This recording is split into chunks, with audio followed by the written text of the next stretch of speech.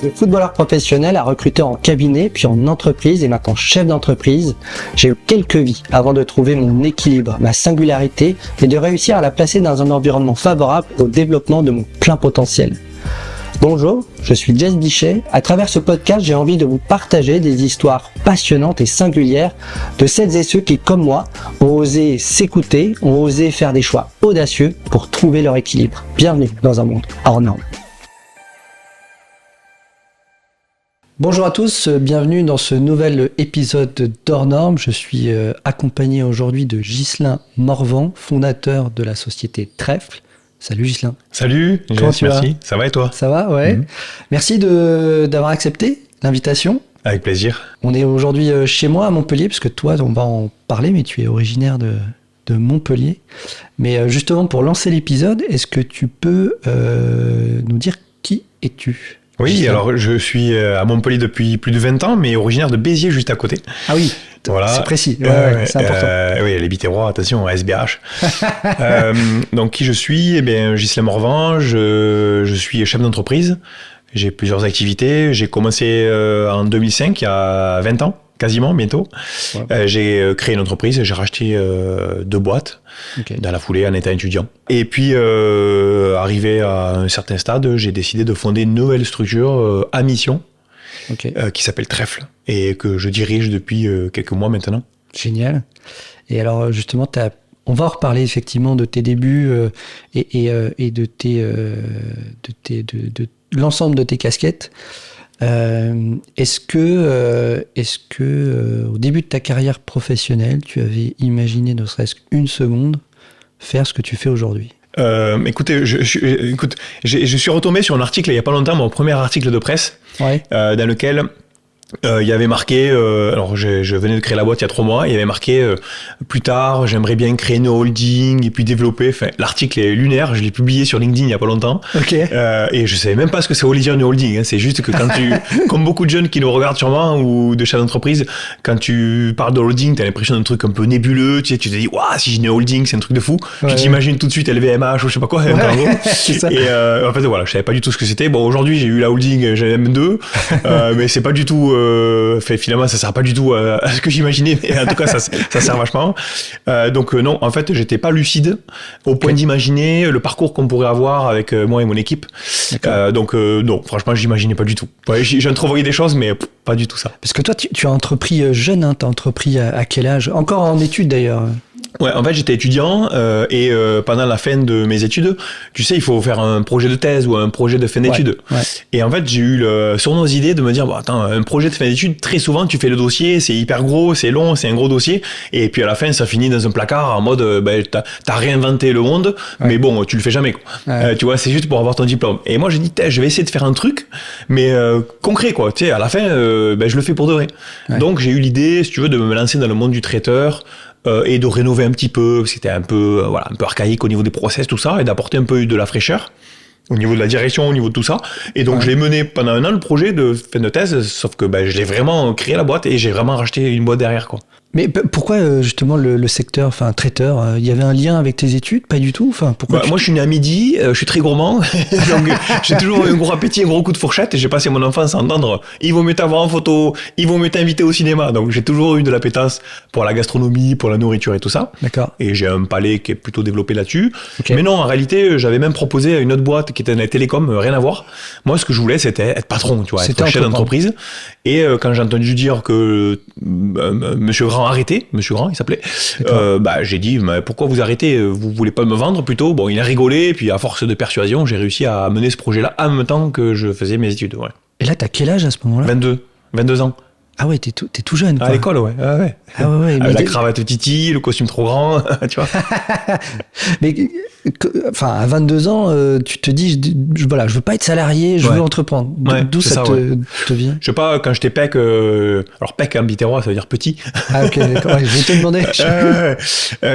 J'ai toujours été dans la volonté de proposer des services un peu, pas innovants, mais en gros, d'apporter un service. Par exemple, tu vois, il y avait le point chaud en face de l'école ou quoi, et moi je me suis dit, mince, le bar de Twix, ça vaut 15 francs. Bon, mais moi j'achetais des grosses barres avec 14 plus plus de gratuit à Auchan et je les revendais à 10 francs à la cour d'école, tu vois.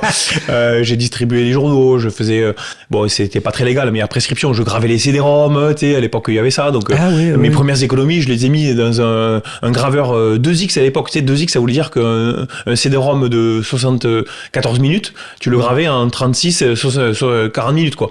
Donc en fait, toute la nuit, je produisais, je me réveillais toutes les 40 minutes, tu vois, pour changer le disque, changer, il fallait surtout pas bouger la souris, sinon ça plantait, enfin, je sais pas, j'avais envie d'apporter un service, alors, bon, c'était pas trop, c'était un peu borderline, évidemment, mais j'avais toujours envie d'apporter une innovation, un service supplémentaire ou autre. D'accord. Donc voilà, je faisais ça. Après, je le regrette parce qu'aujourd'hui, c'est un peu contre l'industrie de la musique et tout ça. Mais quand t'es gamin, j'avais quoi, 16 ans, tu réfléchis pas, quoi. Voilà, bon, tu fais un peu ce qui te vient par la tête. Après, je distribuais aussi les parfums par réseautage. J'ai fait aussi, je suis tombé dans la période où il y avait le changement des télécoms, là, tu sais, quand France Télécom n'avait plus le monopole, avait 118, 218. Ben, je suis tombé dans cette époque-là, donc il y avait la possibilité d'avoir d'autres opérateurs. Donc je faisais ça. Enfin, bon, en vrai. Tout ce que je pouvais faire comme un peu de business, je le faisais. Pourquoi ? Parce que j'avais envie de m'acheter des choses et de développer des affaires, et que mes parents n'avaient pas forcément les moyens de m'accompagner, voilà, et même pendant les études. Je suis issu d'un milieu très très modeste, et ouais, le moyen de m'en sortir, c'était ça, c'était de gagner ma croûte, et le business, voilà, achat-revente, c'était pas mal à l'époque. Ouais. Pourquoi ? Parce que tes parents, ils faisaient quoi dans la vie ? Mon père, il était agent de maintenance dans une usine, et ma mère était, elle est à la retraite maintenant, secrétaire dans un établissement scolaire. Voilà. Donc bon, voilà, c'est pas des salaires au revenu. On était 4 frères et sœurs, 4 frères. Ah oui, t'as 4 frères. Donc on était une famille de 6. Voilà. Tu vois, tu peux pas non plus payer des trucs à tout le monde. Voilà. Donc voilà. Toi, t'es l'aîné, t'es dans la fratrie. Ouais, je suis l'aîné. Ouais. Ah, t'es l'aîné de la fratrie. Ah oui. Ok. Après, mon père a été chef d'entreprise pendant un moment de mon enfance. Après quelques années, il a eu des difficultés, donc il a dû plier la boîte. D'accord. Ça m'a aussi mis un choc parce que moi, j'ai passé mon enfance à travailler avec lui le week-end, le soir, tout ça, à bosser et entendre les clients dire qu'il avait des mains en or, qu'il était top, et est-ce que j'allais reprendre la suite ? Et moi, pourquoi pas ? Parce que c'était quoi comme activité ? Il était serrurier ferronnier. D'accord. Donc mains en or, etc. Mais en réalité, aujourd'hui, on se rend compte que chef d'entreprise, il faut à la fois avoir du talent, le métier, un talent commercial pour développer, mais pour vraiment réussir et avoir de la durabilité, il faut absolument avoir un gros bagage de gestion. Et donc ça m'a aussi forgé un caractère là-dessus pour dire, mince, on a beau être talentueux, on peut couler. Voilà. Et deux, finalement, est-ce qu'on n'a pas loupé un épisode avec le côté gestion d'entreprise ? Et donc, c'est pour ça que je suis allé un peu dans les études avec la gestion d'entreprise. Ah ouais, donc tu as 22 ans quand tu décides de racheter, lancer une boîte, etc. Tu le fais avec ça en tête, en fait. Ouais. Tu te dis, le talent ne suffit pas. Voilà. Il faut aussi acquérir d'autres compétences et avoir un business plan, un business model solide, quoi. Ah ouais, la gestion. Et comment tu lances ta première structure, du coup ? Tu dis, c'est via un rachat ou tu crées une structure ? Alors, c'était une entreprise personnelle qu'il avait. D'accord. Donc, obligatoirement, tu dois créer une boîte et après racheter. D'accord. Et en l'occurrence, j'en ai même racheté 2. C'est parce qu'en fait, j'ai racheté d'abord Monsieur Grand, et puis j'avais un concurrent sur la place qui me cassait les pieds. Tu vois, il faisait il cassait le marché, quoi. Il baissait les prix sans arrêt, donc on devait s'aligner. Bon, voilà. Et il partait à la retraite aussi. Et donc, après avoir acheté la première boîte, j'ai dit, vous voulez pas que je vous rachète aussi ? Et je l'ai racheté dans la foulée aussi, ouais. Et j'ai eu, du coup, un de mes chefs qui est venu avec. Et là, donc, ta structure devient grand traiteur, hein, c'est comme ça. Alors, traiteur grand. Ah, traiteur grand, pardon. Ça s'appelait Monsieur Grand traiteur ou Grand traiteur parce que tout le monde, parce qu'il s'appelait Monsieur Grand. D'accord. Mais moi, n'ayant pas le même patronyme, je voulais pas que ça soit l'adjectif. Bon, c'est pas péjoratif, mais grand traiteur, ça pouvait paraître plutôt grand traiteur, comme traiteur pour les plats cuisinés, pour la grande surface ou la GMS, tu vois. Ouais, d'accord. Donc, du coup, j'ai dit, je vais l'appeler traiteur grand pour qu'on comprenne bien que c'est un patronyme et pour garder son héritage. Moi, j'ai pas d'ego, je m'en fichais de mettre Morvan ou mon nom, voilà, ça m'était égal. Donc j'ai gardé son nom, voilà. Puis après j'avais 22 ans, j'avais pas un poil à la barbe. Donc si tu veux, quand j'allais en rendez-vous pour faire des mariages dans des châteaux de 400 personnes, avec des familles installées, etc., il fallait avoir un peu de crédibilité. Donc le fait de me cacher derrière Monsieur Grand, c'était quand même, voilà, je m'étais même acheté une Laguna, tu vois, noire, pour faire un peu de ministre, ouais, pour faire genre je suis un papa, tu sais. Alors que bon, je mettais le costume et tout pour essayer de me vieillir un peu. Bon, c'était pas trop réussi, mais en tous les cas, j'ai réussi quand même à garder une bonne partie de la clientèle. Ouais. Parce que là, tu récupères en rachetant, tu récupères combien de collaborateurs aussi, parce que 2 en réalité, pas beaucoup. C'était une petite entreprise, une TPE. Ouais. Ah, donc au départ, tu fais tout. T'es opérationnel, t'es partout en fait. Partout, ouais, ah oui, le matin, je fais les courses à 5h du matin, j'arrive à 6h à métro, donc je fais les courses en courant dans les rayons. Pendant qu'il compte, je fais mon petit déj, il y avait un petit coin des produits à déguster à métro, je dévalise une grosse partie du banquet. Ensuite, je charge mon camion à fond, je cours, on avait un garage, donc je ramène tout au garage qui était aménagé en cuisine. On décharge le camion, boum, je fonce après au bureau, traiter les mails, envoyer des devis, etc. Arrivé 10h, 11h, je recharge un camion, vite, je pars en prestation. Je fais une prestation du midi avec un congrès qu'on avait ou un truc du bâtiment, voilà, on faisait des petits cocktails, des fois j'étais tout seul. Chambre des métiers qui m'a fait confiance rapidement et autres. Donc après, je rentre avec mon camion, 14h, 15h, je débarrasse tout, je fais tourner le linge pour faire le nappage, j'ai quelqu'un qui m'aide à la plonge, puis vite, je me remets derrière l'ordinateur. À nouveau, des rendez-vous clients qui arrivent en fin d'après-midi ou fin de journée. Et après, je faisais la comptabilité jusqu'à minuit, 2h. Donc je travaillais 20 heures par jour au début, j'étais une machine en fait. Je m'endormais des fois de fatigue et j'avais les touches du clavier sur le front, quoi. Donc c'était hyper intense, ouais. Et puis franchement, j'ai fait beaucoup d'erreurs, j'étais gosse, quoi, je comprenais rien. Quel type d'erreur tu... Managérial, juridique, tu vois, voilà, tu t'y prends pas bien, quoi. Il me manquait une vraie boîte à outils de chef d'entreprise. T'avais beau avoir le bagage scolaire d'un point de vue gestion, mais après, de manière opérationnelle, voilà, il y a plein de choses qui étaient complexes, quoi. Ouais, Et comment tu arrives justement à monter en compétence sur ces aspects? C'est en faisant des erreurs à chaque fois ou à un moment donné, tu arrives à choper de l'expérience je sais pas, en faisant une formation, en discutant avec des pairs, je sais pas. Voilà, un peu tout, ce que tu dis. Donc déjà, replonger dans les cours. J'avais des cours qui étaient sympas. 2, une fois que tu as fait une erreur, en général, tu essaies de pas la reproduire. Donc ça t'entraîne, les erreurs te font progresser. Ouais. Quand au contraire, tu te rends compte que tu as fait différemment et que c'est une réussite, bam, ça te fait un modèle à copier. C'est pour ça que très souvent, je dis que la réussite est quand même un meilleur exemple à copier qu'un échec. Parce que tu peux perdre 10 matchs, c'est pas dit que t'en gagnes un. À l'inverse, quand t'as gagné 10 matchs, t'as a priori une recette qui marche. Donc, moi, je disais que les réussites m'ont apporté vraiment un apprentissage important. Ouais. Après aussi, j'ai échangé avec des pairs. J'avais des clients, chefs d'entreprise. Ça m'arrivait 2-3 fois de dire excusez-moi, la prestation finie, le mec me dit ouais, je sais pas comment vous remercier, c'était vraiment super. Je sais comment. Trouvez-moi un avocat spécialisé dans tel domaine, ou voilà, et je posais des questions. Ah, génial. Tu te payais le culot de carrément demander. Si tu veux, les gens, ils étaient ravis de la prestation. Je m'arrachais pour eux. Des fois, je me cassais une jambe presque sur la presta. Enfin, vraiment, ils étaient très contents et ils voulaient me remercier. Et donc, ils m'invitaient à manger ou voilà. Et donc, moi, j'hésitais pas à poser la question. Tu vois, il faut des fois avoir un peu l'audace de poser la question. J'étais avec des chefs d'entreprise qui avaient 30 ans de plus que moi, qui étaient installés, qui avaient plein de boîtes. Et là, t'as une personne qui est apparemment compétente. Pourquoi ne pas lui poser la question? Ouais. Donc j'y allais et puis j'ai eu des bons contacts, quoi. C'est comme ça que j'ai connu mon avocat en droit social, que j'ai connu mon avocat dans les affaires, et ça, d'être très bien entouré dans le business, c'est vachement important. Entourer l'expert comptable, les avocats, tu vois, que tu aies un bon pool autour de toi, c'est hyper important, et quand tu les as et que tu as des bons et qui sont fidèles et que toi tu es fidèle avec eux, ça permet de vraiment bien avancer après. Et de quelle manière, du coup, là au démarrage vous êtes 3, hein, c'est ça, au bout de combien de temps, quelle année, combien d'années tu sens que la boîte, ça y est, elle se développe, tu commences à avoir, je sais pas, 10, 15 collaborateurs. Aujourd'hui, c'est une société de combien de personnes? 150. 150. Ouais. Est-ce que tu te souviens des différents paliers du développement de la boîte? Bien sûr, très bien, ouais. C'était une épreuve à chaque fois. Donc, en fait, ça a démarré très rapidement parce que Monsieur Grand, lui, il travaillait au fax. Il travaillait avec des méthodes où le client, presque, il lui jetait un bâton à la gueule pour savoir si il était vraiment motivé pour travailler avec lui. Et moi, quand j'avais une grosse culture client, moi, les clients, j'en prenais soin, tu vois, je me battais pour eux. Ouais. Donc, si tu veux, c'est facile de... Voilà. En fait, à l'époque, les artisans comme ça, ils étaient un peu en mode, voilà, moi, je suis installé, j'ai une réputation, venez me chercher, tu vois, venez m'acheter. Ah ouais, ok. Pourquoi pas? Donc, en fait, commercialement, il passait très, très peu de temps et pas beaucoup d'énergie. Et moi, j'ai apporté au contraire, c'est le côté réno que je voulais apporter, rénovation. Ouais.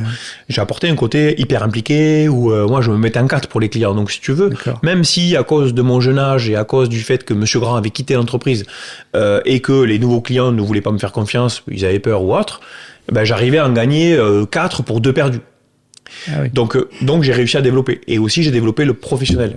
Aujourd'hui, c'est 80% de notre chiffre, c'est du marché professionnel. Alors qu'à l'époque, on faisait beaucoup de mariage. Ouais, beaucoup de mariage et repas des aînés. C'était notre créneau. Okay. Donc, c'était beaucoup le samedi et le week-end, quoi, les repas. Voilà. Et donc, j'ai développé. Et puis, après, j'ai recruté au fur et à mesure. Je me suis entouré. Et là où j'ai vraiment eu un vrai cap, c'est au bout de 4-5 mois déjà, où j'ai recruté mon chef de cuisine, le nouveau chef. D'accord. Qui est devenu plus tard un associé et maintenant le directeur vraiment de toute la production, vraiment un pilier essentiel dans le groupe, quoi. Ah oui, depuis le départ. Depuis le départ. Génial. Voilà. Waouh.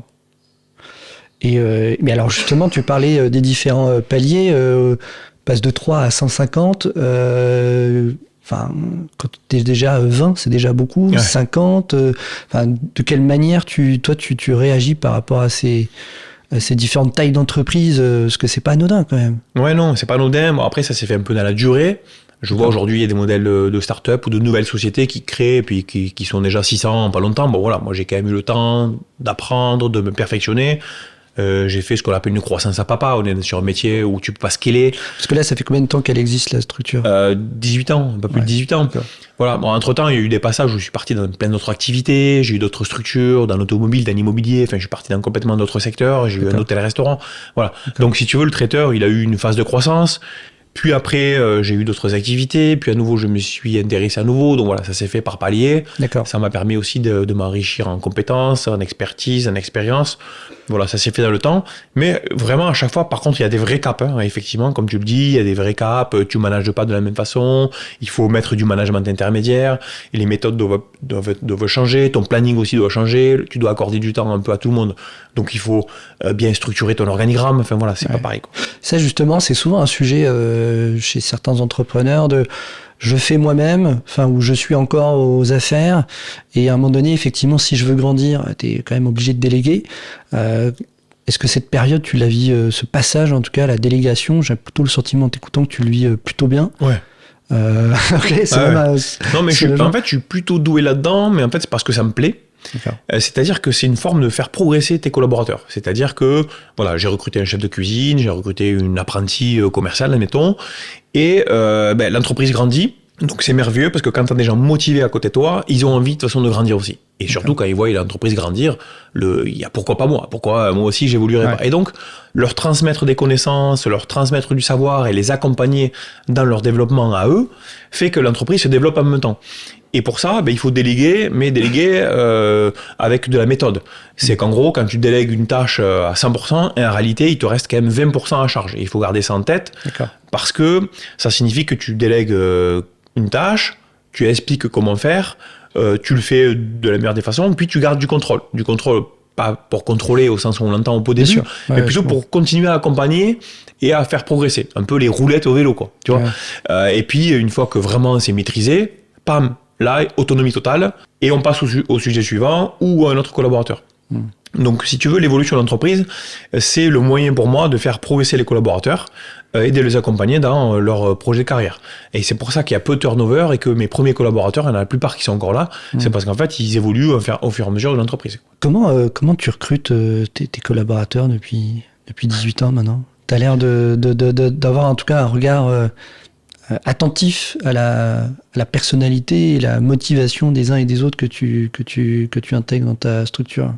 Déjà, tous les 5 ans, il y a une évolution majeure dans ma façon de recruter. Je fonctionne plus du tout aujourd'hui comme je fonctionnais à l'époque. À l'époque, je faisais les méthodes qu'on nous enseignait à l'époque, tu sais, le CV, l'entretien, le test, enfin voilà, tu avais une espèce de matrice de travail.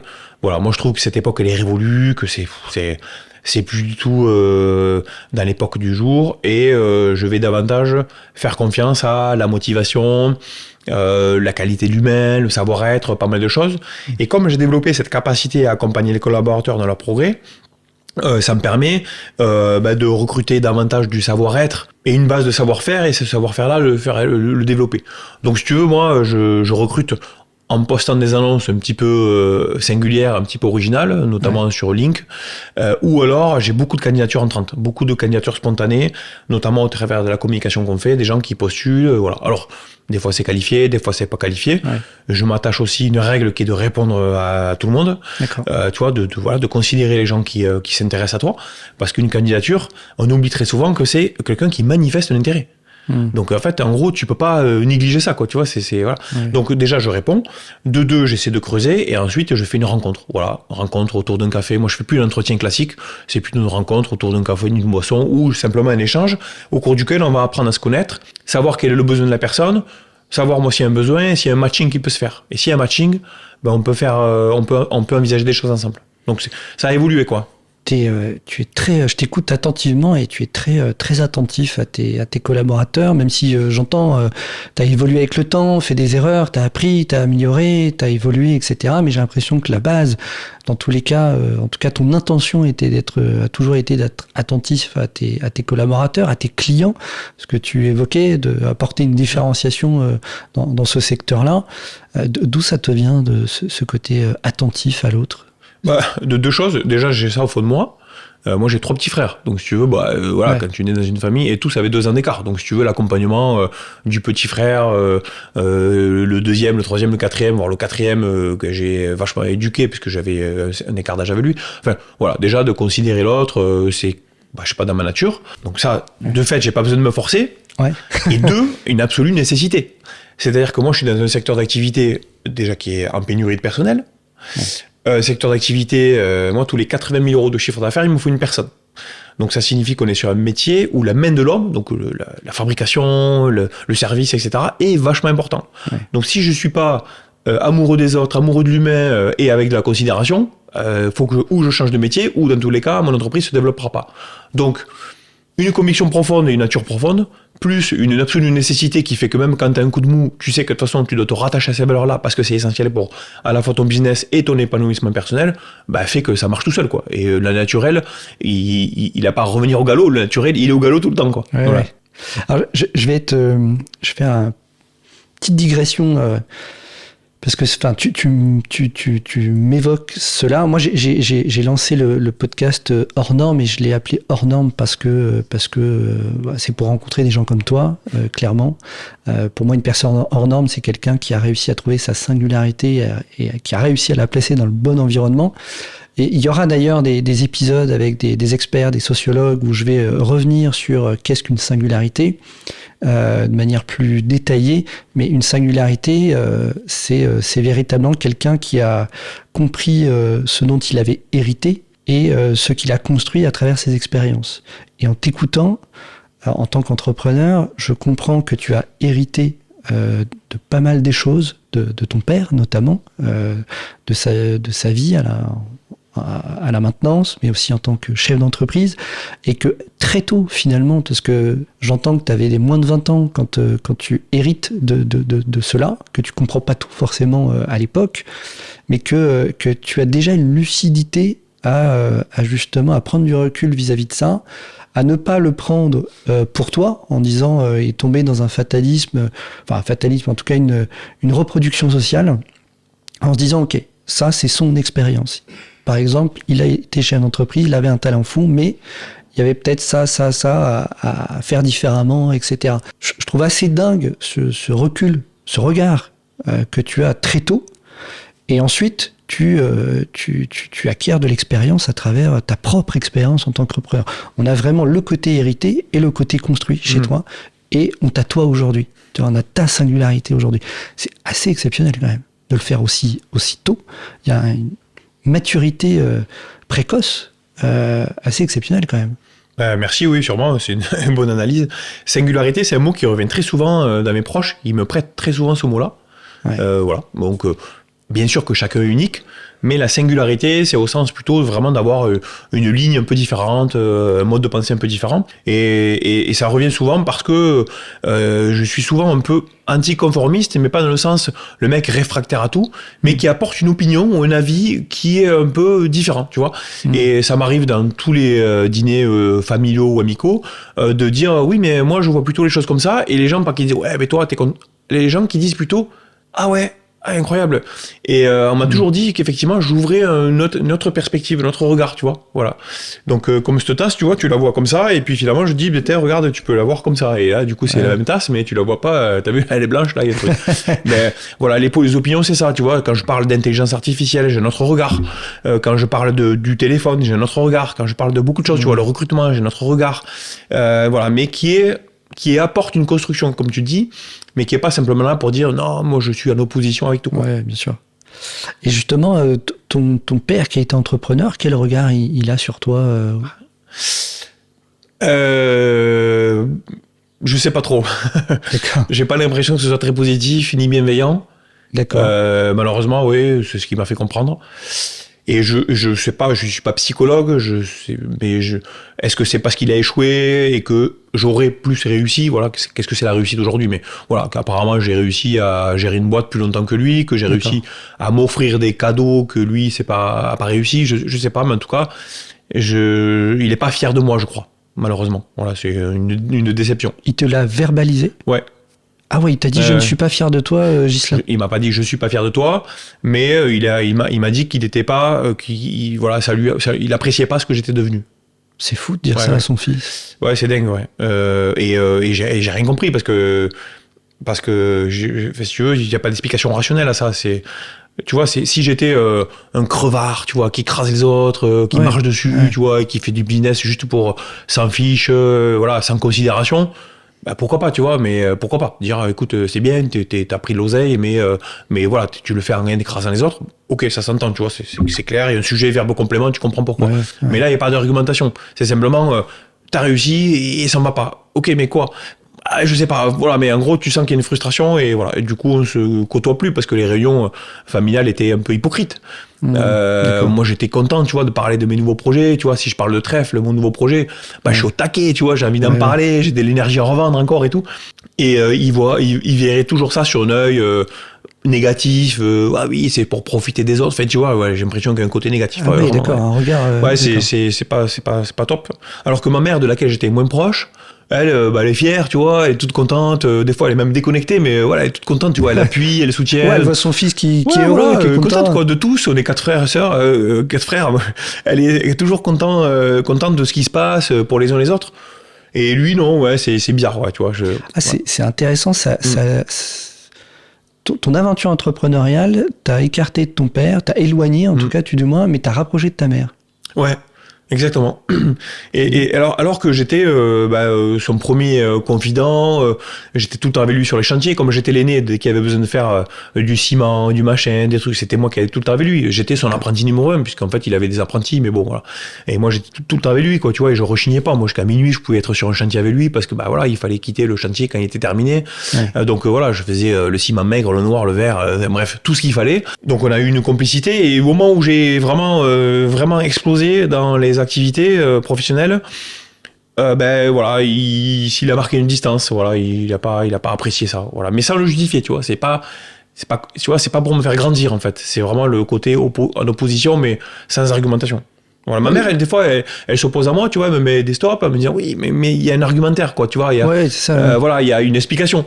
Ouais. J'en tiens compte, j'en tiens pas compte, tu vois, mais au moins je pars de là enrichi de quelque chose. Oui. Et là, si tu veux, mon père, c'est un peu comme pendant le Covid où on nous a arrêté de travailler. Tu repars de là sans te dire super, je suis enrichi de quelque chose, quoi. Non, t'es juste frustré. Ouais, tu restes sur ta faim, tu dis. Mais tu peux pas tirer d'enseignement, quoi.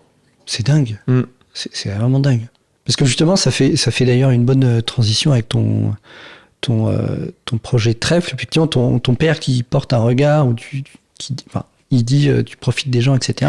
C'est une supposition, il n'a pas dit, puisque je le vois plus là-dessus, mais je suppose qu'il verrait tout. Enfin, de toute façon, depuis des années, il voyait toujours ça sous un angle un peu noir, toujours négatif, voilà, c'est ça. Okay. De toute façon, après, il faut savoir que moi, j'ai passé quand même une partie de mon enfance à travailler avec lui, et après, quand il était agent de maintenance, après avoir fermé son entreprise, à l'entendre critiquer son patron, sans arrêt, il s'est acheté encore une voiture, et ceci, et cela, le reste, etc. Et moi, j'entendais donc deux choses. Un, mon père qui se plaignait, et deux, qu'apparemment, il y avait un type qui se faisait plaisir, qui achetait des voitures et qui réussirait ou qui réussissait dans les affaires ou je sais pas quoi. Et moi je me disais, mais mon Dieu, entre les deux modèles qui me sont présentés, j'ai pas tellement envie de ressembler à mon père qui râle, qui tu vois, qui critique, etc. J'ai plutôt envie d'être celui qui va faire pour réussir comme l'autre, quoi, tu vois. C'est marrant la façon dont tu viens de parler de l'ancien patron de ton père, c'est de la même manière qu'il parle de toi en fait. Oui, voilà, c'est ça. T'es devenu un peu le patron qu'il aimait détester. Bon, après, sans faire de la psychologie. Est-ce que le fait d'avoir pas réussi, ça lui, voilà, je sais pas. Et puis bon, j'ai pas envie de rentrer là-dedans. C'est mon père. Voilà, moi j'ai passé des années merveilleuses avec lui, à avoir des souvenirs incroyables. Et c'est bête qu'on puisse pas se raccrocher sur ces souvenirs, cette connaissance qu'on a l'une de l'autre, la vraie connaissance de mes 0 à quasiment 30 ans, pour bâtir et consolider une relation pour les années futures. Voilà, là, moi je trouve ça nul, quoi, tu vois, de partir là-dessus. Mais bon, c'est comme ça, qu'est-ce que tu veux. Toi, tu en souffres personnellement? Ah bah oui, je suis dégoûté, ouais. Ah ouais. Et ta mère, elle peut pas essayer de raccrocher les Ils sont wagons? séparés depuis plus de 20 ans, donc non, ils sont pas, ils sont pas trop copains. Ah, d'accord. Mais bon, voilà, écoute, c'est comme ça, c'est la vie des fois, voilà, c'est comme ça, voilà. C'est fou d'entendre, en plus d'entendre dire ça de ton propre père, parce que quand on t'écoute, la façon dont tu as de driver tes collaborateurs, parce qu'aujourd'hui, effectivement, on va parler de Trèfle, mais donc la structure dont tu parlais, traiteur grand, aujourd'hui, 100% délégué. Ouais, Hein, moi je garde toujours un œil vigilant et une vision stratégique, mais c'est délégué à l'ensemble de mes collaborateurs, et notamment Estelle qui est devenue directrice générale. Voilà, et je m'occupe aussi de quelques clients avec lesquels il y a une relation institut-personnelle qui s'est créée, et qui comptent sur moi toujours pour garder... voilà. Ouais, ils veulent te voir toi. Voilà, donc ouais. d'un point de vue opérationnel, c'est délégué, mais je garde un œil bienveillant, d'accompagnement, etc. Mais je me consacre l'entièreté de mon temps à Trèfle. Alors, en sachant que moi, je suis un gros travailleur, j'envoie du lourd au niveau rythme de travail, sans prétention, j'abats beaucoup de boulot. Donc, un 100% chez moi, c'est peut-être un 120, tu vois. Ouais, okay. Voilà, moi, vraiment, j'envoie, et je vais très vite, quoi. Et Trèfle, alors justement, est-ce que tu peux nous expliquer le concept de Trèfle et pourquoi tu as voulu te lancer dans cette nouvelle aventure? Tu aurais pu très bien, tu vis extrêmement bien ta structure, tu aurais pu bien sûr, te la couler douce, entre guillemets. Tout à fait. Mais pourquoi, alors, qu'est-ce que Trèfle et pourquoi tu as décidé de lancer ce projet? Alors, qu'est-ce que c'est Trèfle? Trèfle, c'est une société, une entreprise classique, d'accord, qui est en train de devenir entreprise adaptée. Donc, l'entreprise adaptée, c'est une entreprise classique qui organise au quotidien son travail de façon adaptée pour les personnes qui sont en situation de handicap. Et l'adaptation, ça peut être du télétravail pour une personne qui est à mobilité réduite et qui doit éviter les trajets. Ça va être des postes de travail adaptés pour produire. Ça va être une adaptation du management parce que la personne elle est neuroatypique. Voilà, il y a plein d'adaptations qu'on va adopter par rapport au handicap de la personne. Voilà. Et on fait quoi? On fait ce qu'on sait faire depuis longtemps.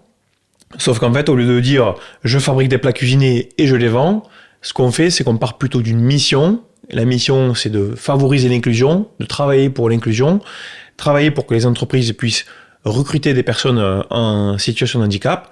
Si elles arrivent pas à le faire, on les accompagne et on crée un service dans les entreprises pour faire ça. Et ça consiste en quoi? Eh bien, dans les locaux sociaux de l'entreprise, tu vois, l'espace cantine ou l'espace un peu de repos, on a un petit format hyper léger qu'on installe avec un frigo, une caisse TPE avec un TPE et de quoi encaisser les tickets resto et les CB, et une personne qui est porteuse d'un handicap, qui va faire le service du midi, qui va s'occuper de la restauration des collaborateurs avec, pourquoi pas, quelques missions avant-après, ou s'occuper de l'hydratation aussi, avec des gourdes, etc. Voilà, de travailler là-dessus, mais principalement de vendre des plats cuisinés dans les boîtes, d'apporter un petit self-service avec un format léger, tu vois, pas un format lourd. D'accord.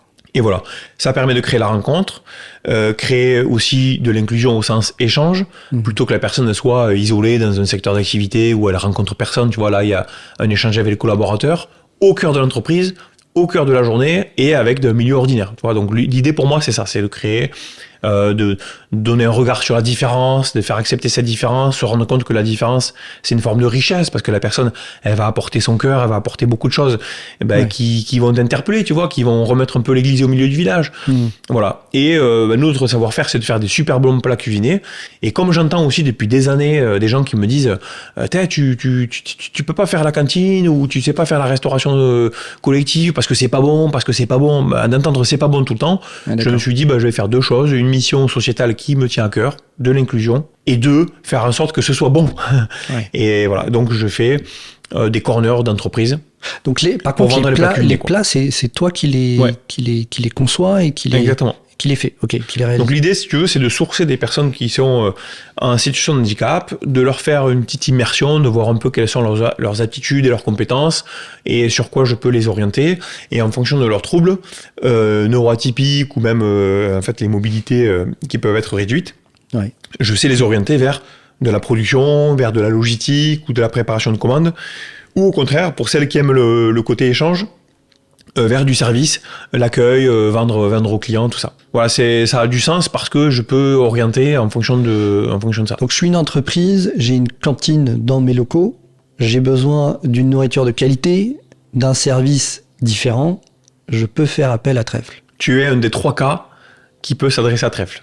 D'accord. Pourquoi un des 3 cas? Parce que tu me dis j'ai une cantine, donc ça veut dire que tu avais déjà un besoin identifié et que tu veux le maintenir. D'accord. Donc parfait, parce qu'effectivement ça permet aux collaborateurs d'avoir une solution à disposition, efficace, etc. Donc pour une meilleure qualité de vie du travail. Ouais. Donc oui. 2, tu peux être une entreprise aussi qui n'a rien, mais qui a la volonté d'apporter un service de proximité, en plus en favorisant l'inclusion, en adoptant une politique handicap qui a du sens. Pourquoi qui a du sens? Ouais. Parce que souvent les boîtes elles sont un peu démunies de solutions, elles arrivent déjà pas à recruter des fois, donc en plus si elles font de la discrimination positive, ce qui en plus c'est pas légal, Ouais. ça sera encore plus compliqué. Donc là c'est une solution où elles disent allez, je mets en place une solution pour mes collaborateurs pour bien manger, et en plus j'ai une vraie politique handicap avec une personne qui aura une utilité dans la société, je vais lui offrir un vrai projet socio-professionnel, et la personne elle va venir tous les jours avec la banane en disant tu fais quoi dans la vie? Moi je m'occupe de la restauration de telle entreprise, etc. C'est hyper bienveillant, ça a du sens, tu peux en plus communiquer dessus, Ouais. tu obéis à ta loi d'obligation de travailleur handicapé si tu n'arrives pas à atteindre les quotas, parce que du coup tu le fais au travers d'une structure comme la nôtre. D'accord. Voilà. Et le 3e cas, c'est que tu savais pas que ce système existait et tu as opté pour de l'automatisation, c'est-à-dire un frigo distributeur ou frigo connecté comme on les appelle, donc qui est connecté à Internet avec de la technologie, etc., mais qui est pas connecté à l'humain. Et là, tu te dis, je remplace un truc automatisé avec des puces électroniques, je le remplace par un humain, ça coûte pas plus cher et ça a beaucoup plus de sens, donc je change ma solution par une autre. Bon, ils vont pas être contents que je dise ça, mais en tout cas, moi je trouve que c'est beaucoup plus connecté à l'humain avec ce format-là. Voilà, donc et en plus, nous, on a des solutions pour lutter contre le gaspillage alimentaire, qui est une catastrophe dans ce secteur-là. D'accord. On parle de 15% de gaspillage. Nous, avec la personne, comme on récolte les data en live et que la personne est sur place, elle peut favoriser un plat ou un autre, et elle peut le vendredi faire une opération en moins de 50 pour que les gens puissent embarquer le soir ou le week-end pour les enfants, pour pas cuisiner, et faire du moins 50% pour que on vise un 0% de perte. Voilà. Et du coup, ça a du sens aussi. Si on repart les accords de l'ONU, le gaspillage alimentaire, c'est quelque chose contre lequel on doit lutter. Et cette organisation automatisée ne répond pas à ça. Voilà. Ah ouais. Donc nous, oui. Pourquoi tu as voulu te lancer dans ce projet? C'est un faisceau d'événements et puis de réflexions. Il n'y a pas une raison, il y en a plein. Ok. Pour essayer de faire un résumé, il y a plein de choses. Il y a moi j'étais déjà impliqué dans cette cause depuis plusieurs années. J'étais président de la commission handicap au MEDEF et j'avais fait le campus de l'inclusion pour voir comment je pouvais être beaucoup plus inclusif. Tu étais déjà concerné par le handicap par ailleurs. Okay. Exactement. Mais en fait avec de l'achat responsable, avec des actions un peu one shot, tu vois, pour sensibiliser, beaucoup de sensibilisation. Okay. Et voilà. Et donc je trouvais que la sensibilisation c'était top, mais qu'en fait il fallait aller au-delà. Sensibiliser, voilà, c'est comme si on te dit je te sensibilise à moins polluer. Ouais, on sensibilise, mais en fait tu pollues toujours pareil. En fait, voilà. Donc, moi je voulais aller plus loin. Il y a aussi le fait que je t'ai glissé tout à l'heure un peu l'intelligence artificielle. Moi, j'ai beaucoup de copains entrepreneurs qui mettent beaucoup de budget pour se développer là-dessus, qui se forment là-dessus. Ouais. Tout le monde va là-dessus. Sur LinkedIn, on parle quasiment que de ça, etc. Et tu vois, moi, il y a 30 ans, quand tout le monde était pour l'OM, j'ai dit, ah ok, super, je vais être pour Paris. Moi, c'est pareil. Je me dis, tout le monde va sur l'IA. Océan rouge pour moi, tu sais. En gros, tout le monde est là-dedans. Et puis, ça me plaît pas forcément. C'est pas mon kiff, tu vois. Voilà, l'automatisation, je suis pas pour. Enfin voilà, j'ai pas mal d'idées là-dessus. Okay. Moi, je me rends compte que, j'ai l'impression que ça sert à rien. On pourrait en parler. Je me rends compte que ça sert à rien. In fine, ça va servir à rien. Mais bon, voilà. Et donc, du coup, je me dis qu'est-ce qui pourrait être utile. Et je me dis, ça fait un moment que t'es concerné par cette cause-là. Et bien, je me dis que là, ça aura une vraie utilité. C'est-à-dire, en gros, quand je prends une personne qui est éloignée de l'emploi, je lui trouve un taf. Je la forme. Je lui trouve un taf. Je vois son sourire se dessiner. Ouais. Pour moi, c'est utile. Ça a servi à quelque chose et j'ai la preuve immédiate. Ouais, c'est concret. Ouais. Même au-delà même que l'écologie. C'est-à-dire qu'en gros, l'écologie, moi, j'ai innové énormément dans le secteur de l'activité traiteur en faisant des tournées, en optimisant le CO2, etc. Pour autant, tout ce que j'ai fait, ça n'a pas baissé la température. Tu vois, j'ai pas plus froid qu'hier, quoi. Ouais, tu vois, je sais que je fais le bien, enfin, que je fais mieux. Je sais que si je prends mon calcul CO2, mais je le mesure pas, tu vois, j'ai pas plus froid qu'hier. Ouais. Alors que là, j'ai des textos, un collaborateur qui m'écrit merci beaucoup, ma mère m'a dit qu'elle était fière de moi, j'ai retrouvé la pêche. Waouh, là c'est direct, quoi, tu vois, ça vient là. Ouais. Et voilà, donc ça, c'est un moteur énorme. Voilà. Et plein d'autres choses qui m'ont fait me décider, mais si tu veux, voilà, c'est un peu ça l'idée, de m'occuper des gens qui sont un peu éloignés, qui sont un peu sur le bord de la route, qu'on oublie avec tous ces technos, tu sais, qu'on oublie parce qu'en fait, on veut aller toujours plus vite. Mais en fait, on va tous beaucoup plus vite. Donc, on va pas plus vite, puisqu'on va tous plus vite. Donc, personne va plus vite au final. Ouais. Mais il y a des gens qui, eux, restent à quai, n'arrivent pas à aller vers ces technos, n'arrivent pas à suivre le rythme, et donc vont encore moins vite. Ouais, et on les oublie. Voilà. Je me dis, je vais m'occuper de ça. Ça m'intéresse. C'est génial. Ouais. T'as lancé quand officiellement Début d'année. C'est tout frais. Ah, 2024. Ouais, okay. Ouais, c'est ça. Ouais. Et t'es content, ça se développe comme tu veux ou... Oui. Le projet est génial, quoi. Ouais, alors le projet est fort. Et en fait, il me fallait d'abord résoudre plusieurs problématiques. En fait, j'ai parlé de pénurie de personnel dans la restauration de traiteurs. Dans la restauration en général, mais les traiteurs particuliers. Pourquoi ? Parce qu'on a un métier hyper pénible sur lequel on demandait beaucoup de polyvalence aux collaborateurs, tu vois, à la fois charger, conduire, faire du service, se taper les clients qui sont hyper stressés parce que c'est un gros événement, puis à nouveau charger, décharger, enfin tu vois, on leur demandait de faire beaucoup de choses. Et donc c'est une des raisons pour laquelle les gens fuient la filière, fuient le métier. Voilà, c'est long, c'est pénible, on n'a pas de vie, voilà, c'est un peu les mots qui revenaient. Ouais. Et donc ça, si tu veux, j'avais fait une étude il y a quelques années de ça, pour savoir pourquoi les gens partaient, tu vois, un peu comme quand t'es commercial, tu cherches à savoir qu'est-ce qui pourrait être un déclencheur d'attractivité auprès de ton client. J'ai fait pareil avec les collaborateurs. Pourquoi tu pars, pourquoi tu viens plus, voilà, et je me suis rendu compte que c'était ça le management toxique, premier sujet, la pénibilité, voilà, et pas mal de choses comme ça. Et j'ai mis en place une organisation qui était compatible avec leur volonté. C'est-à-dire, t'as mis j'ai découpé les tâches, j'ai spécialisé. Parce qu'en fait, on parle de polyvalence, mais en réalité, la polyvalence, c'est par exemple un développeur informatique, il faut qu'il fasse à la fois, du Java et puis du PHP. Je sais plus si c'est à la mode, mais en gros, voilà. Il faut qu'il soit polyvalent sur 2-3 langages, peut-être. Voilà, ça, c'est la polyvalence. Il est toujours développeur, mais sur plusieurs langages. Nous, on était polyvalents, mais en fait, c'est pas la polyvalence, c'est de la polyactivité. Tu devais à la fois être serveur, être maître d'hôtel, accueillir le client, etc., mais aussi faire de la logistique, faire du transport. Donc en fait, tu faisais plusieurs activités. C'est même plus de la polyvalence. Oui, d'accord. Et pour moi, un logisticien, c'est un vrai logisticien. Il doit être équipé pour ça, des équipements de sécurité. Il doit avoir une posture, il doit avoir une façon de préparer les commandes. Transporter du matériel et des denrées, c'est un vrai métier aussi. Tu as une façon de conduire, une éco-conduite à apprendre. Enfin, c'est un vrai taf. Ouais. Servir, être empathique avec le client, avoir un savoir-faire, c'est un vrai métier aussi. Et donc, du coup, pour la cuisine, pour plein de métiers, on a découpé la chaîne de valeur et on l'a rendu compatible avec des collaborateurs qui veulent venir chez nous et qui veulent rester, et on l'a rendu du coup compatible avec l'inclusion. Parce que tu peux pas demander à une personne qui a un handicap de tout faire, d'être performant sur toutes les activités. Et d'avoir découpé la chaîne de valeur rend l'attractivité, redonne de l'attractivité à notre entreprise en tout cas, et en même temps permet l'inclusion. Parce que je peux dire à une personne, voilà, comme je l'ai dit tout à l'heure, en fonction des typicités ou des handicaps, tu vas pouvoir faire cette activité-là principalement, qui est déjà un vrai métier, et une autre personne plutôt cette activité-là. Et donc, il m'a fallu d'abord résoudre cette problématique-là, rendre mon activité compatible, trouver un modèle durable, parce que c'est bien gentil de vouloir faire de la politique handicap, etc. Mais si c'est pour être à coup de subvention et subsister parce que tu es sponsorisé, pour moi, c'est pas ça un modèle viable et durable. Si tu l'as, c'est top, la subvention, mais elle doit servir à compenser de la monoproductivité, à mettre de l'accompagnement socio-professionnel, mais pas à compenser un modèle non durable. Voilà. Et moi, ce que je voulais, c'est apporter ma science de l'entrepreneuriat, ma science de créer des business qui soient rentables, mais pour une mission. Et ça, c'est accompli à partir du moment où j'ai rendu le modèle viable et durable. Parce que ça veut dire que je peux l'envisager sur des années et le développer. D'accord. Et pour répondre à ta question, comment ça marche ? On a développé il y a peu. Il y a déjà des clients qui nous font confiance, et de plus en plus. Et pour plusieurs raisons. Un, il y en a qui veulent juste bien manger. Deux, il y en a qui veulent faire du handicap. Des fois les deux. Il y en a qui veulent communiquer. Il y en a qui veulent déduire de la taxe. Peu importe l'angle sous lequel on y va. Dans tous les cas, ce qui compte, c'est qu'on prend des personnes qui sont au chômage, sans projet ou éloignés de l'emploi, et qu'on les fait travailler et qui sont contents. Voilà, c'est ça qui est top. Génial. C'est génial. Non, c'est passionnant. Bravo Ghislain, c'est génial de rencontrer des entrepreneurs comme toi, avec autant d'altruisme, et qui ne sont pas forcément... évidemment, il faut que ça soit rentable, il faut que ça soit cohérent économiquement, mais dont le but premier est plutôt de réinsérer ou d'insérer certaines personnes mis sur le côté. C'est bravo, merci. Ça donne de la patate, tu sais. Je vois, quand ça fait 20 ans que tu as géré une entreprise... Mais là, tu repars à zéro. Je suis en mode comme si j'avais 20 balais, quoi. Ouais. T'es au taquet. Même parce qu'en fait, en plus, ça change la façon de faire. C'est qu'en gros, je me lève pas le matin pour vendre des plats. Ouais. Je me lève le matin pour trouver du taf à des personnes qui sont en galère. Ouais. Tu vois ?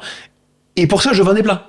Mais tu vois, ça change complètement ta vision et ta motivation tous les jours. Ouais, c'est Voilà. Et mon équipe, elle est embarquée là-dessus aussi.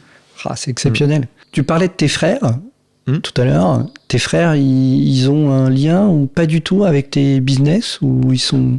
Aucun, on est tous éclatés à la fois dans les activités professionnelles et même dans France.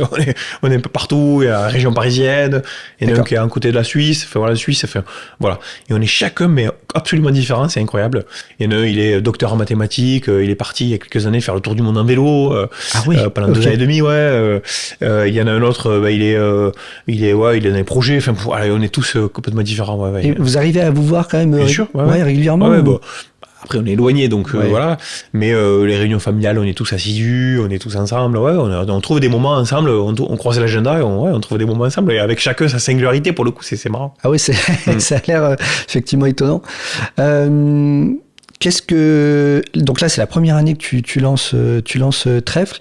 Après, tu me dis si on peut en parler ou pas, mais c'est quoi le projet global sur les 3-5 ans à venir? Est-ce que tu as déjà je commence un peu à te connaître. C'est quoi la vision? Je pense que tu as déjà une vision assez claire. Alors, moi, il y a un truc aussi qui me tenait à cœur. C'était, effectivement, d'avoir ce projet, cette mission.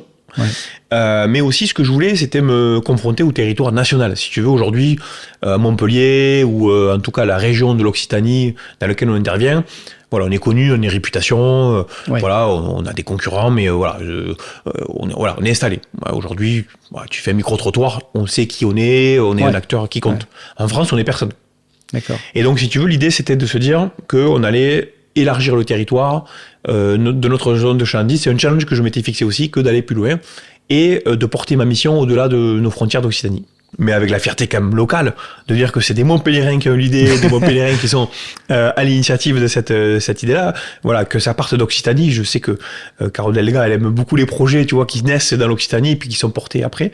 Okay. Donc l'idée, c'est de porter le projet au national. Donc, si tu veux, il faut faire toujours une preuve du concept. Donc c'est pour ça qu'on a développé des cantines à Montpellier.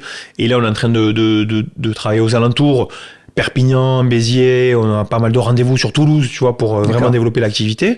Créer un modèle de duplication aussi. Et après, on va travailler dès septembre à la rentrée, ça va très vite, sur un essaimage national, avec pour ligne de mire, évidemment, on a porté le service à Paris. Il y a des gros besoins à Paris, notamment avec les transports et autres. Voilà, pour manger le midi, c'est intéressant d'avoir des solutions qui sont à proximité, de favoriser l'inclusion aussi. Donc on lance Paris et un essaimage national, mais avec toujours de la vertu, avec de la collaboration avec d'autres entreprises adaptées. Voilà, il y a pas mal de choses qui vont se faire. Donc oui, bien sûr qu'il y a une vision 3-5 ans. Bah voilà, moi si je dois sortir un chiffre, je sais que t'attends ça, mais c'est en gros, demain j'aimerais me dire qu'il y a 1000 personnes que j'ai aidé, tu vois, à trouver un taf, quoi. Ça serait un kiff. Attends, j'attends aucun. Non, honnêtement, j'attends aucun. Okay. Non, aucun chiffre. Non, mais je en parlant plusieurs fois avec toi, je comprends que t'as une posture hyper intéressante, c'est-à-dire que t'as toujours un coup d'avance dans ta posture. Tu vois, tu fais les choses de manière opérationnelle, etc. T'as beaucoup d'énergie, mais ce qui est fait à l'instant T avait déjà été réfléchi déjà bien longtemps à l'avance. Et je trouve qu'il y a un écart hyper intéressant chez toi. Souvent, 90% des gens, ça reste au stade de l'idée et ça passe jamais à l'action. On peut pas dire que ce soit ton cas. Toi, il y a une vision, elle est claire. Il suffit que la vision soit rattachée à tes émotions, et là, c'est le cocktail gagnant pour que ça soit couché de manière opérationnelle. C'est pour ça que je te posais ces questions. Alors oui et non, parce que des idées, j'en ai 1 million, j'en ai plein le cartable, donc je peux pas mettre à exécution toutes mes idées. Mais effectivement, je te rejoins. Une idée pour moi, je dis souvent, ça vaut 1. Ok. D'écrire un petit modèle, ça peut valoir 10. Ouais. De faire un test, ça vaut 100. Mais c'est l'exécution qui vaut 10 000 ou 1 million, tu vois. Donc, moi, des idées, j'en ai plein. J'en donne tant que tu veux des idées. Ouais. C'est pas la question. Et effectivement, ce qui compte, c'est l'exécution. C'est le fait d'agir et de faire les choses. Et donc, à partir du moment où j'ai une idée précise, comme là, c'était le cas, après, je me mets vraiment la rate au courbillon pour que ça soit une vraie exécution et, si possible, la bonne exécution. Et pour ça, il faut quand même avoir un plan stratégique, savoir effectivement où tu vas, même si l'aventure entrepreneuriale et l'aventure des startups fait que tu es toujours en train de faire de l'apprentissage à la fois client et aussi opérationnel, et que tu pivotes ou tu bifurques ou tu modifies au fur et à mesure. Tu vois, pendant très longtemps, par exemple, je parlais de cantine d'entreprise. Tu vois, je parlais de cantine d'entreprise en me disant que les gens allaient comprendre que c'était pour manger le midi. Et je m'en prenais plein de rebonds de gens qui me disaient non, mais nous, on n'a pas besoin. Nous, on n'a pas de cantine. Nous, on n'a pas les locaux adaptés. Et je me suis dit, mais attends, mais en fait, en vrai... Je parle mal là, tu vois, et donc j'ai changé mon discours. En fait, le projet est le même, mais tu dois changer ton discours parce que les gens cantine, ça leur fait peur. Ils ont l'impression tout de suite, ils voient la cantine peut-être de l'école, où t'as de l'inox, en veux-tu en voilà, plein de gens derrière en train de cuisiner. Et moi, c'est un système hyper flex, hyper léger. En fait, c'est comme un frigo distributeur que tu vois dans une gare ou n'importe où, mais sauf qu'en fait, je enlève tout le côté automatisé et je mets de l'humain en plus. Voilà. Donc du coup, j'ai changé aussi ma façon d'aborder. Moi, j'arrivais, tu vois, à mes gros sabots, cantine, et puis non. Putain, mais c'est incroyable, ils sont pas intéressés. Mais pourtant, ça... Ah ouais, d'accord, ok, j'ai compris. C'est mon wording, c'est ma sémantique qui est pas bonne. Donc tu changes. Après, des fois, tu pars sur un modèle. J'étais trop événementiel au début, j'ai changé. Enfin voilà. Donc oui, effectivement, tu as une idée, l'exécution compte, mais il faut savoir aussi se remettre en question et être convaincu, mais se dire, oula, est-ce que vraiment je suis sur le bon chemin, la bonne route? Et toujours se dire, attends, j'ai créé ça pourquoi? C'est quoi mon objectif? Et tu peux changer de chemin, de route, etc.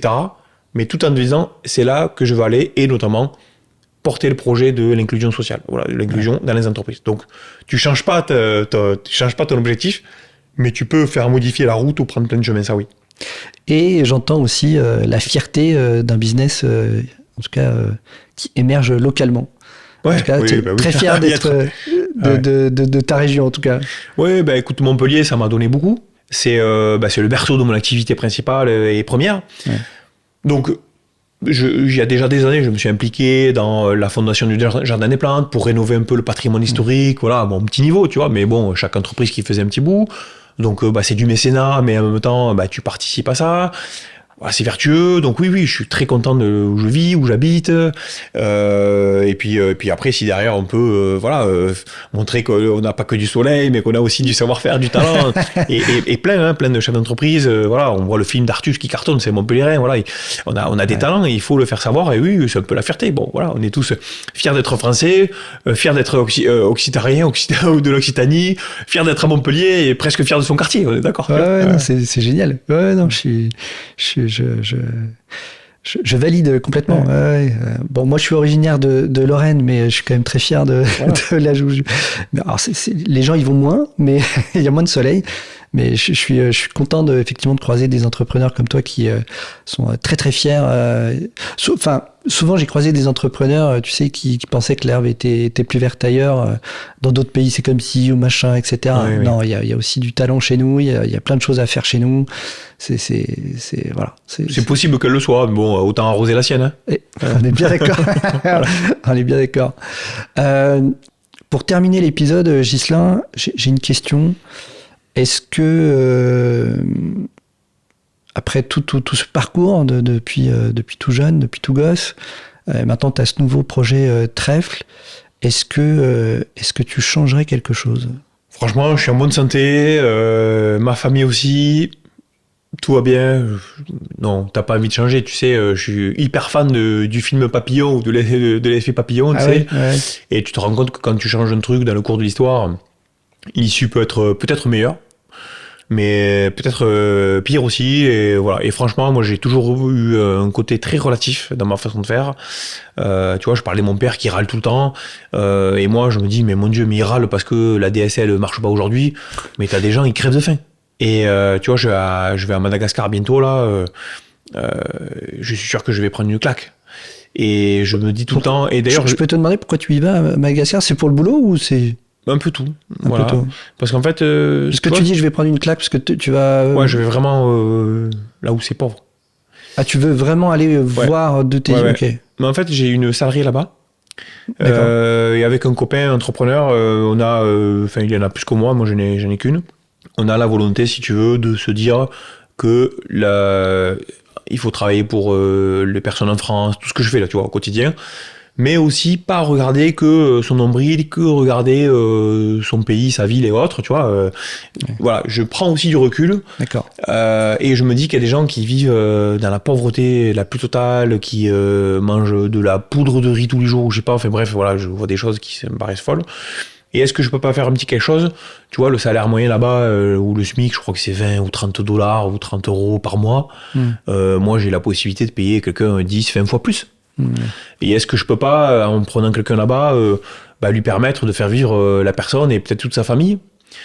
Donc j'y vais en fait, si tu veux, voilà, pour comprendre, m'enrichir, voilà. Okay.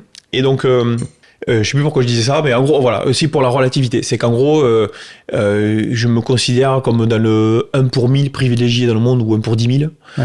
Et que à quel moment je peux dire non, mais j'aurais préféré faire autre chose et tout. J'ai eu des galères, tu vois. Le Covid, ça a été une catastrophe absolue, surtout que j'ai rien demandé à personne. Oui, mais pour ton business, ça devait être l'hécatombe. Business, personnel, santé, j'ai failli me foutre en l'air. Enfin voilà, non, franchement, la catastrophe absolue. Te foutre en l'air. Ouais. Non, en fait, à un moment, si tu veux, quand on te fait ouvre, ferme, tu vas sur un site pour savoir si tu peux ouvrir, fermer. Quand en fait, on te dit bon, ferme, alors que tu peux travailler, mais quand on te dit réouvre maintenant, tu vois, en juillet, mais qu'en fait, t'as tout le monde qui est malade et que t'as envie de dire non, mais attendez, moi, vous m'avez fait fermer pendant que je pouvais bosser. Là, vous me dites d'ouvrir, mais je peux pas, parce que là, pour le coup, dans l'Hérault, il y avait le Covid, au moment où tout le monde disait qu'on pouvait rouvrir. Donc moi, tous les matins, je recevais des textos comme quoi tout le monde était malade et pouvait pas venir bosser. Pour autant, j'avais des clients qui nous attendaient. Et moi, j'avais envie de fermer ma boîte. Tu vois, en mode attendez, vous m'avez fait fermer pendant 1 an. Moi, là, maintenant, c'est à mon tour de dire, c'est moi qui ferme. Ah mais non, je peux pas, parce que juridiquement, le Covid maintenant c'est rentré dans les mœurs, c'est plus un cas de force majeure, donc je peux... Attends, mais c'est quoi ce monde de fou? Nous, on a reporté les JO, on nous a fait fermer du jour au lendemain, et moi, aujourd'hui, je fais fermer ma boîte et je peux pas, parce que sinon, je vais avoir des procès pendant des années, parce que je pourrais pas exécuter mes commandes. Donc franchement, j'avais envie à un moment donné tu vois, je rentrais chez moi, je dormais 2 heures par nuit, je perdais la lucidité.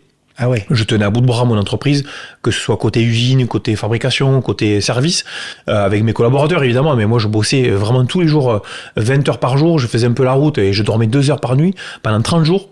En fait, au bout d'un moment, tu as un décollement de ta personnalité, t'es plus lucide, tu sais plus quitter, et tu fais des choses que tu n'aurais jamais faites, et parmi lesquelles, des fois, j'avais des idées, comme me dire, attends, mais là, je roulais à 90 sur la route, et je me dis, là, je mets un coup de volant à droite, je m'éclate sur un platane, j'aurais une bonne raison, tu vois, de fermer. Où les gens comprendront qu'en fait, c'est trop tard, que tu vois, pour que ça s'arrête, on allait trop loin, quoi. Ouais. Et qu'en fait, il faut m'écouter, il faut fermer. Ou en gros, j'aurais un motif de pas exécuter les contrats, tu vois, en fait. C'est complètement con. Ouais. Mais en fait, tu deviens, mais pas du tout lucide, tu vois, tu deviens... voilà, tu c'était un non-sens quand voilà. Tu disais d'aller à gauche, à droite, en arrière, devant, enfin c'était... tout, tu fermes, enfin, t'es un pantin. Bon, vraiment, j'ai vraiment souffert...